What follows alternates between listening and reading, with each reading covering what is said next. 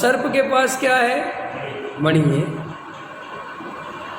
मणि कीमती है, लेकिन उसके साथ उसके क्या है? विष है। तो ऐसा सर्प छोड़ने योग्य है, उसके निकट जाने योग्य नहीं है। ऐसे ही कोई वक्ता बहुत अच्छे उपसम ज्ञान का धारी है, बहुत उसे व्याकरण शास्त्र आते हैं, बड़ी बड़ी गाथाएं याद हैं, बड़े बड़े सूत्र याद हैं, लेकिन और कसाई भी मंद है, लोटोड़े मई तो दोनों बात है, क्योंकि हम इन दोनों ही चीज़ों से प्रभावित होते हैं कि नहीं होते हैं? एक तो छह उपसम ज्ञान हो किसी का, अरे साहब गजब का ज्ञान है, साहब गजब का ज्ञान है, एक तो इससे प्रभावित होते हैं, अरे साहब इतने मंद कसाई, इतने सरल परिणामी, ऐसी क्रिया का पालन करते हैं साहब। हम इन दो चीज़ों से अधिकतर प्रभावित होते हैं। आम पब्लिक आपको हर जगह, और ऐसा नहीं जैन में, हर जगह, ऐसा नहीं अपने यहाँ हिंदुओं में बहुत साधु महान इसलिए हैं कि उन्होंने घर छोड़ दिया, बस यही महानता का कारण है। कोई इसलिए महान है कि साहब आहार नहीं लेते, माने भोजन नहीं लेते, खाली फलों पे रहते हैं। कोई इसलिए महान है कि साहब वे जो है पूरी दुनिया के कल्याण में लगे, उनने 1 रुपया अपने पास नहीं रखा। माने हमारी महानता का मापदंड इन बाहर से ही आता है, ख्याल में है कि नहीं है? चाहे वो कोई ऐसे ही, फिर दूसरा मापदंड आता है छह उपसम ज्ञान से। कोई बड़ा विद्वान माने, अरे साहब ऐसी गाथाएं याद हैं, ऐसे श्लोक, ऐसी संस्कृत आती है, ऐसी प्राकृत आती है, और एकदम बढ़िया, तो इससे भी लोग प्रभावित होते हैं। तो टोडामल जी इन दोनों बातों का कह रहे हैं कि साहब अगर वो उत्सूत्र भाषी है, माने वो सूत्रों का उल्लंघन करने वाला है, ख्याल में है कि नहीं आया? वीतरागता की जगह अन्य अभिप्राय का पोषण करना चाहता है, राग आदि का पोषण करने वाला है, तो वो लोक में विघ्न का ही करने वाला है, उससे कोई भला होने वाला वास्तव में वक्ता कैसा होना चाहिए है? कैसा होना चाहिए? देखो, पुनश्च वक्ता कैसा होना चाहिए?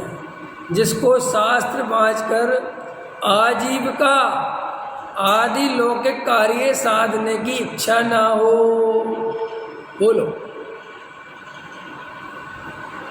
अभी लिखा है टोडामल जी ने 300 वर्ष पहले लिखा है, क्योंकि यदि आशावान हो तो यथार्थ उपदेश नहीं दे सकता। ये बहुत गहरी बात है ये।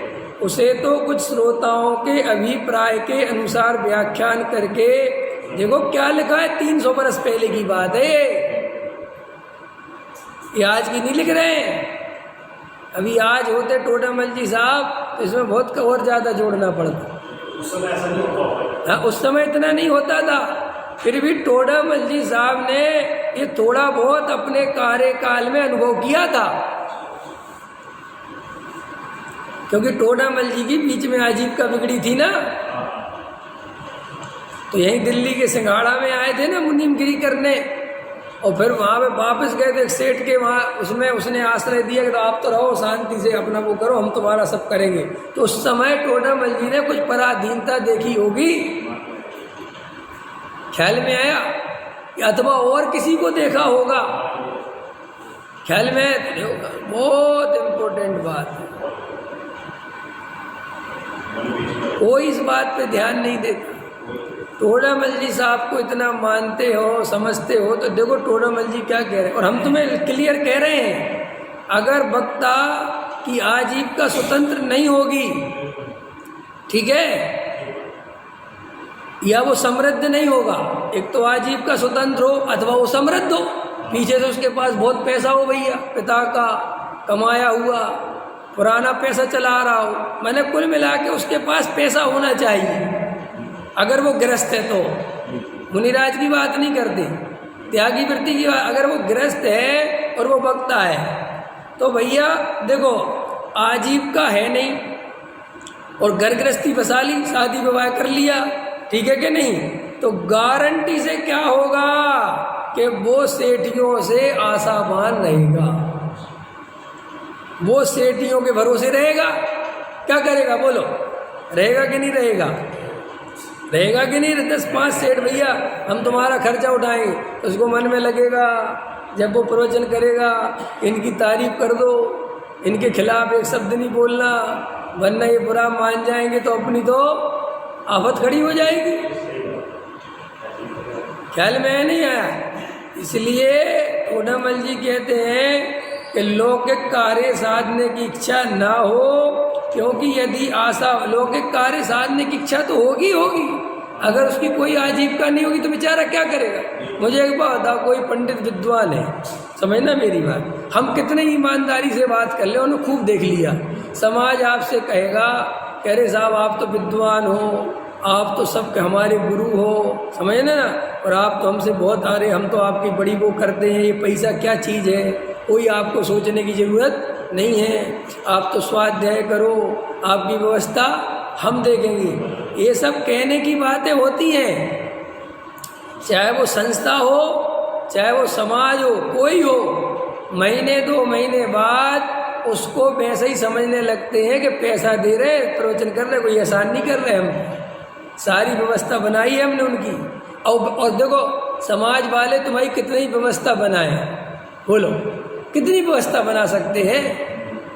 5,000 10,000 15,000 यही तो देंगे बेचारे। लेकिन सही बात बताओ, 5-10 हज़ार में आज की डेट में किसी का घर चल सकता है? बाल बच्चे पल सकते हैं? 6-6 8-8 10-10 हज़ार की स्कूलों की फीस हो गई है, अब कैसे करेगा वो भला? और अगर वो अपने बच्चों को, सुनो मेरी बात, तुम्हारी बराबरी पर नहीं चलाएगा तो उसके बच्चों में हीन भावना आएगी,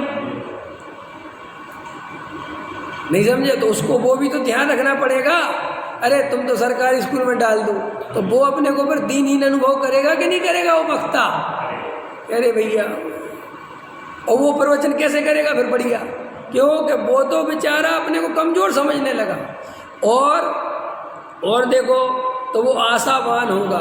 अब संस्थाओं में नौकरी करो, संस्था उनकी गलती नहीं है, संस्था में भी क्या करेंगे, पैसा तो लिमिटेड ही दे पाएंगे, और फिर कम से कम पैसे की बात अलग है, वो जो पद है ना वक्ता का, वो बहुत बड़ा है। प्रॉब्लम ये है, जो वक्ता का पद है वो बड़ा है, उससे हमें स्वाध्याय सुनना है, उससे हमें तत्व सुनना है, और हाँ, और उसे हम पैसा देंगे तो जो लक्ष्मी हावी हो ही जाती है सरस्वती पे। ख्याल में आएगी नहीं? क्योंकि वो देने धीरे धीरे लगने लगता है। और ऐसा हम तुम्हें हजारों विद्वानों का जीवन हमारा बता देंगे, लेकिन उनने पूरा जीवन उसी में लगा दिया, तो समाज से या किसी से कह सकते नहीं, वो अंदर से बहुत दुखी रहते हैं। मैंने कितने लोगों से जिनने जीवन लगा दिया बाद में सुना है, वो कहते हमने बहुत बड़ी गलती कर दी। मुझे तो खुद कितने विद्वान मुझसे कहते तुमने अच्छा किया, अपना काम कर लिया। समाज के भरोसे नहीं रहना चाहिए, भले ही कोई बात नहीं, कम समय मिलेगा लेकिन काम अपना करो। ख्याल में आएगी नहीं है? क्यों? क्योंकि उससे तुम पराधीन नहीं होगे। तो पराधीन नहीं होगे तो फिर तुम किसी के भरोसे नहीं होने के कारण, स्वतंत्र होने के कारण सत्य बोलोगे।